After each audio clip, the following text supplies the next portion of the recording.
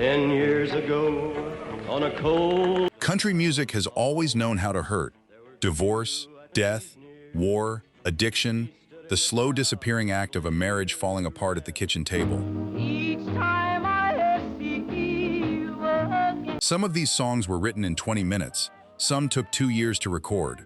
All of them found a way to say the thing that couldn't otherwise be said out loud. But the words we're hiding from. These are the 10 saddest country songs ever recorded, and the stories behind how they got made. Number 10. Ruby, Don't Take Your Love to Town.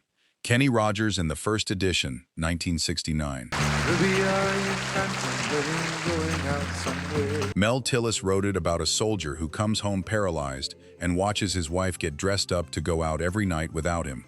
He always maintained it was based on a World War II veteran he knew from Palm Beach County, Florida, not Vietnam, though the timing made that nearly impossible for anyone listening in 1969 to believe.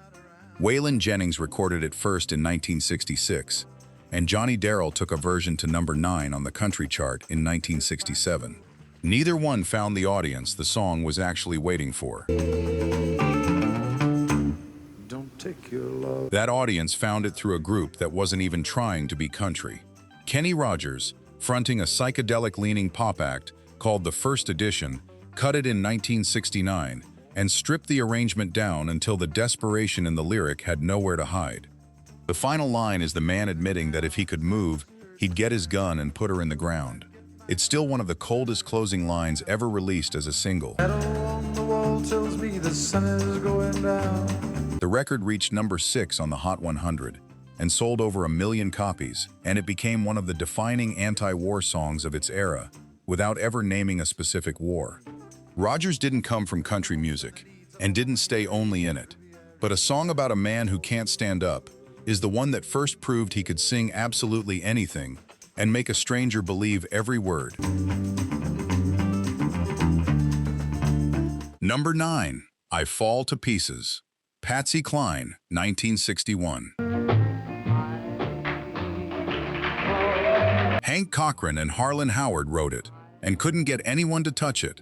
Brenda Lee said it was too country. Roy Drusky said flatly it wasn't a man's song and turned it down cold. Cline happened to be standing in the hallway at Decca when she overheard producer Owen Bradley arguing with Drusky about it and asked on the spot if she could have it instead. Even she wasn't sold on it at first, thought it leaned too far into pop, and clashed with Bradley in the studio over how loud the strings should sit behind her voice. She recorded it in November 1960, 7 months pregnant. Released that January, it went nowhere fast, not even charting until April, crawling upward for months instead of catching fire the way hits were supposed to. Then on June 14th, 2 months before it finally reached number 1, Cline was nearly killed in a head-on collision with her brother behind the wheel, thrown through the windshield and hospitalized for weeks. She recovered. That August, the song hit number 1, her first, and it got her voted into the Grand Ole Opry. On March 3, 1963, Cline died in a plane crash outside Camden, Tennessee. She was 30. A song about a woman who falls apart every time she sees the man who left her is now the song fans reach for every time they think about the singer who never got the chance to. Number 8. D-I-V-O-R-C-E. Tammy Wynette, 1968. After little boy is 4 years. Bobby Braddock had a different, failed version of the idea. A song about a couple spelling out words in front of their kids so he wouldn't understand, and it had stalled out completely. He handed it to cow-writer Curly Putman, who told him the melody sounded like a soap commercial jingle, far too bright for what the lyric was actually saying. Putman rebuilt it from scratch around his own low, mournful singing voice, and that was the version that finally worked.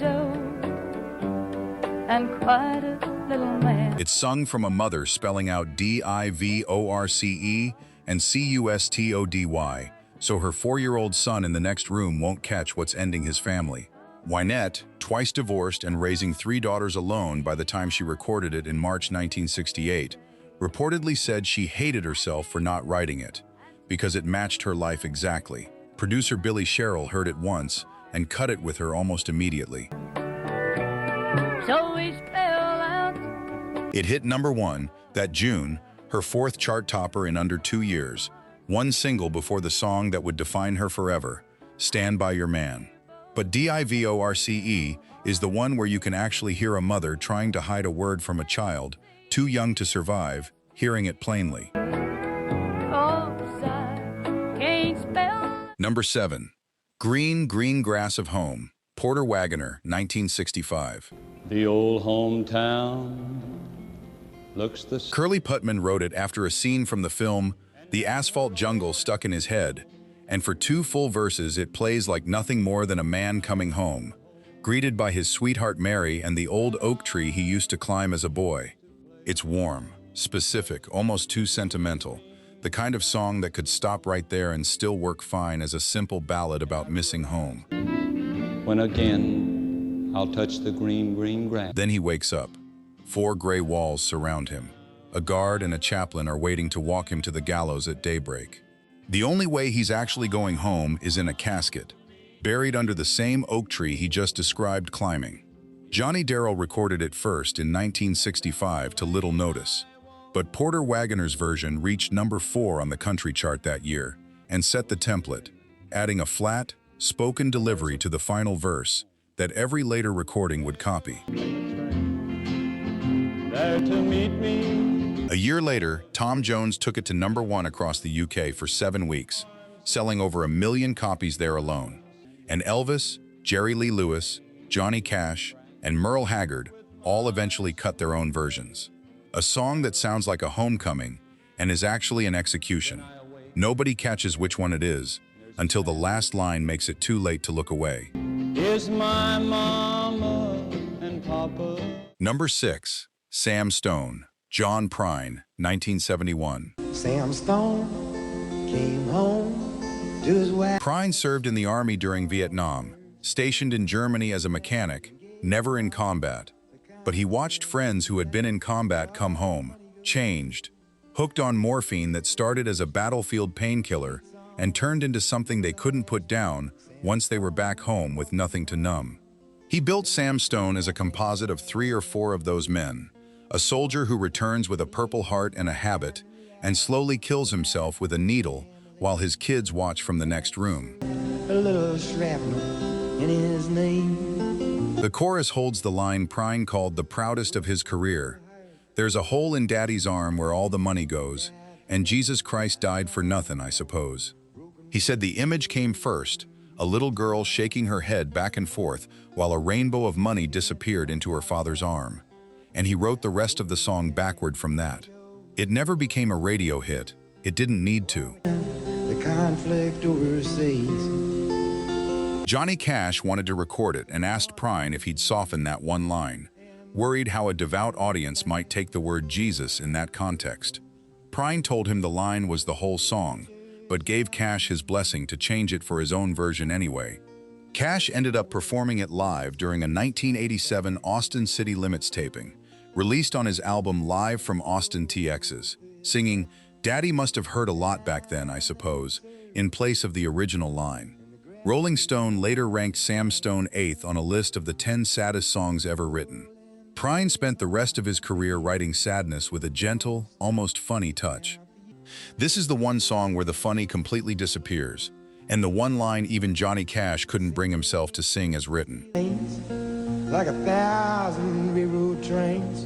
Before we get to the top 5, if you haven't subscribed yet, now's the time. This channel breaks down the stories behind classic country every week. 5 songs left, and they only get heavier from here. Number 5. Sunday Morning Coming Down, Johnny Cash, 1970. Well, I woke up Sunday morning with no way to... Kris Kristofferson was a Rhodes Scholar and an Army helicopter pilot who walked away from a military career to sweep floors at a Columbia Records studio in Nashville, hoping somebody important would eventually notice his songs. He wrote about a man waking up hungover and alone on a Sunday, nothing open, nobody around, drinking beer for breakfast because there's nothing else to do with the loneliest morning of the week. He later said he chose Sunday specifically because the bars were closed and nobody was at work, leaving a man with literally nowhere left to disappear to. And the night before, with cigarettes and songs. Cash performed it on his own television show in February 1970. Network executives asked him beforehand to change the line about wishing he was stoned to something safer for a family audience. Cash sang it exactly as written anyway, live, defending a line from a songwriter almost nobody watching had ever heard of. The single hit #1 that October. And the beer I had for breakfast wasn't bad, so The Country Music Association named it Song of the Year, and Kristofferson accepted the award in jeans on a stage that almost never saw anything but suits. It was his first major cut as a songwriter, and he went on to write Me and Bobby McGee and Help Me Make It Through the Night. Kristofferson died in September 2024 at 88. A janitor with nowhere to be on a Sunday morning is still the song that introduced him to the world. Jason combed my hair and stumbled down the stairs. Number 4. Long Black Veil. Lefty Frizzell, 1959. Later, Johnny Cash, live at Folsom Prison, 1968. 10 years ago, on a cold Danny Dill set out to write what he called an instant folk song, something that would sound like it had already existed for 100 years.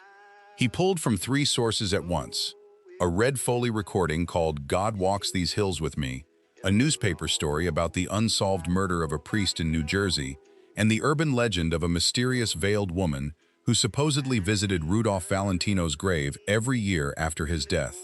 He and cow rider Marijohn Wilkin fused all 3 into one narrator. that the slayer who ran That narrator is executed for a murder he didn't commit, because his real alibi would have exposed the affair he was having with his best friend's wife. He takes the secret to his grave instead of clearing his own name. In the final verse, she's the one now visiting that grave, walking the hills in the long black veil, and nobody left alive but the dead man knows exactly why. Frizzell recorded it in March 1959, a sharp break from the honky-tonk sound that had made him famous, and it reached number 6 on the country chart, his best-performing single in 5 years. of my best friend's wife. Dozens of artists have recorded it since, but it was Johnny Cash's version, closing side 1 of his 1968 live album at Folsom Prison, that turned it into a standard for a new generation. He sang it to an audience that understood exactly what silence costs better than almost anyone else could. A song built entirely out of secrets nobody in it will admit to, and over 60 years later, nobody's still fully sure what really happened. In a long black veil, she cried. Number 3, I Will Always Love You. Dolly Parton, 1974. If I Everyone hears this as a love song now, thanks to Whitney Houston in 1992. Dolly Parton wrote it as something harder, a goodbye letter to her boss. She'd spent 7 years as the featured singer on the Porter Wagoner Show, and by 1973, she'd decided she had to leave and build something of her own. Wagoner had built her into a star and needed her for the show's ratings, and he refused to even discuss her leaving. should stay, So she went home and did the one thing she knew how to do better than argue. She wrote a song. She brought it back the next morning and sang it to him before either of them said another word about it. Wagoner told her it was the best thing she'd ever written and that she could go, on one condition: he got to produce the record himself. and I hope life It hit number 1 that June. Elvis Presley wanted to record his own version, and the deal reportedly collapsed only because his manager, Colonel Tom Parker, demanded half the publishing rights, which Parton refused to hand over, even for Elvis. In 2007, more than 30 years after writing it, Parton sang it to Wagoner again, in person, on the Grand Ole Opry stage, during a tribute to his 50 years as a member. He called it the most emotional night of his life. She turned down a king of rock and roll to keep a song meant for one man, and never once meant it romantically. Number 2, Blue Eyes Crying in the Rain. Willie Nelson, 1975. In twilight, Fred Rose wrote it in 1945, and Roy Acuff released the first version 2 years later. It sat around for nearly 3 decades after that, recorded on and off by Hank Williams, Ferlin Husky, Slim Whitman, and Conway Twitty, and none of them ever made it a hit. By the time Willie Nelson got to it, he hadn't had a top 10 single of his own in more than a dozen years. His audience was shrinking, and Columbia Records was starting to lose patience with him. Oh, I see her. Nelson buried the song Inside Red-Headed Stranger, a stark concept album about a fugitive preacher on the run after killing his wife and her lover, recorded in just 3 days at a small Texas studio on a $20,000 budget. Columbia executives heard the finished record and thought it sounded unfinished, too sparse, barely produced at all, and pushed back hard against releasing it as it was. Nelson had creative control written into his new contract for the first time in his career, and he refused to change a note. I knew. Released as a single in July 1975, it climbed slowly and hit #1 that October, crossing over to number 21 on the pop chart and pulling Red-Headed Stranger to over 2.5 million copies sold.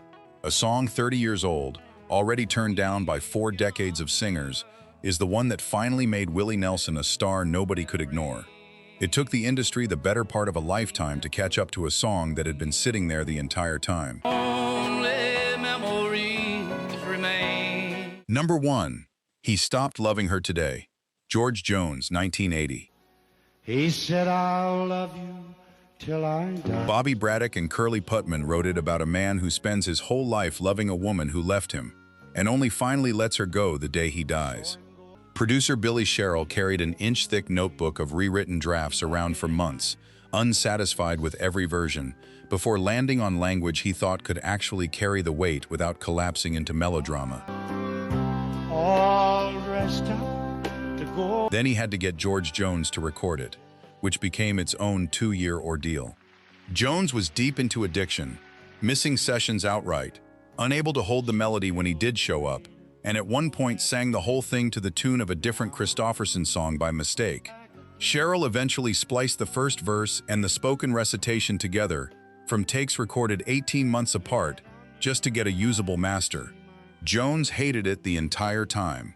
He told Sherrill flatly, "Nobody will buy that morbid son of a bitch." When Sherrill finally played him the finished mix, strings, recitation, all of it, Jones wept and admitted he'd been completely wrong.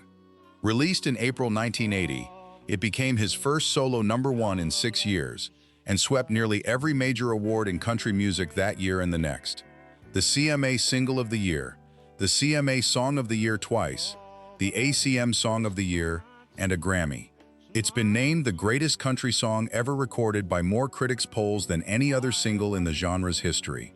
A song Jones didn't believe in, built from a recording session that almost never finished, ended up saving his career and outliving every single argument anyone ever made about whether it would work. That's what the saddest song in country music sounds like, when it's also, somehow, the best one anyone ever made.